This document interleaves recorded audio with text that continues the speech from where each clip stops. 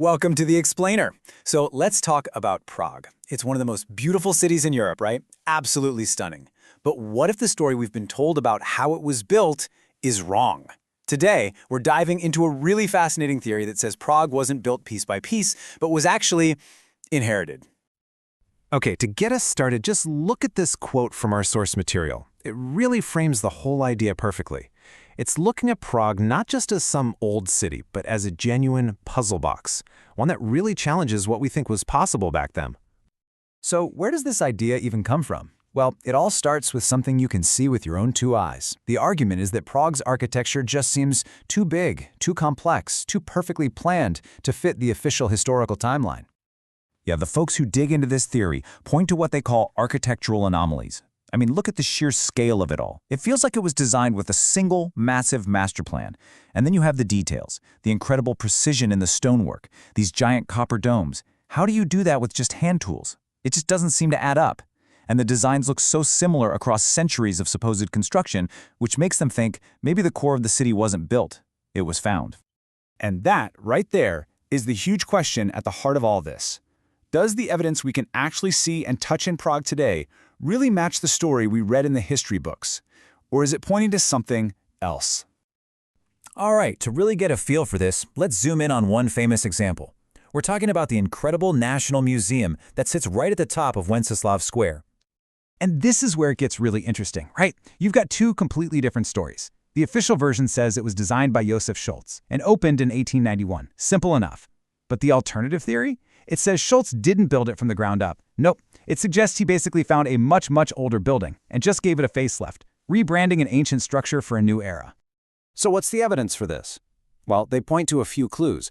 There are old photos that seem to show scaffolding only on the dome, as if the rest of the building was already standing. There are reports that the lower stonework looks way older than the upper parts.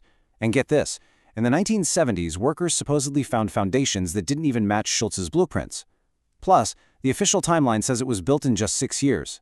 6 years for that massive stone monument with 19th century tech? To some, that just seems impossible. Okay, so let's say they're right. Let's say these incredible buildings were inherited. That opens up a whole new can of worms, doesn't it? Like, why would all these palace-like buildings be turned into, well, pretty normal public buildings? This leads us to what's called the Great Rebranding Theory. You see this weird pattern all over Prague, and really across a lot of old European cities. You've got these buildings that look like they were built for royalty, ornate, huge, just epic. And now they're a post office, or a university building, or even a psychiatric hospital. Proponents of this theory call this downgrading. The idea is that these new, kind of boring functions were slapped onto the buildings to hide their true, maybe even mysterious origins. So why on earth would anyone do this? Well, the theory gives us three main reasons. First, narrative control.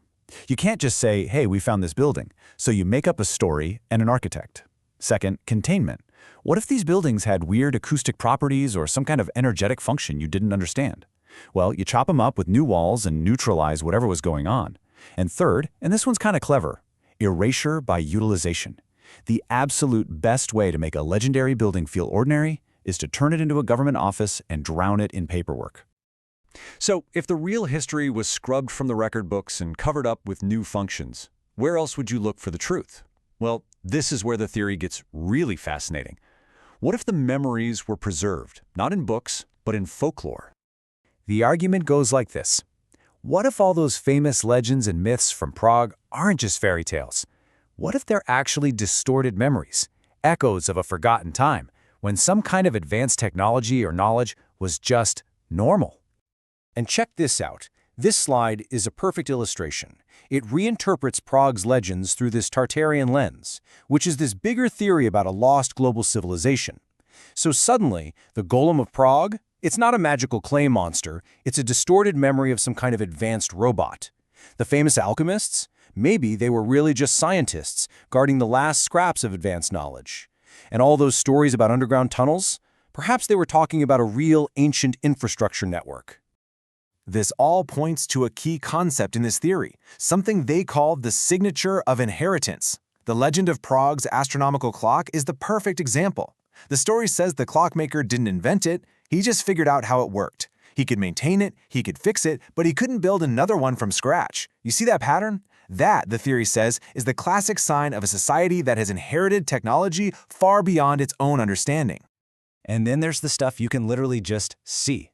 Things that don't quite make sense for us. You'll find these massive doorways, or giant arches that have been bricked up halfway, or these enormous cyclopean stones in old walls. The theory argues these aren't just some weird architectural style. They're evidence that some of these buildings were made for beings of a totally different size than us. So, in the end, that's the big, provocative thought we're left with. This theory really asks us to wonder, what if the most important parts of our history aren't actually written down in books? What if the real story is all around us, hiding in plain sight, written in stone?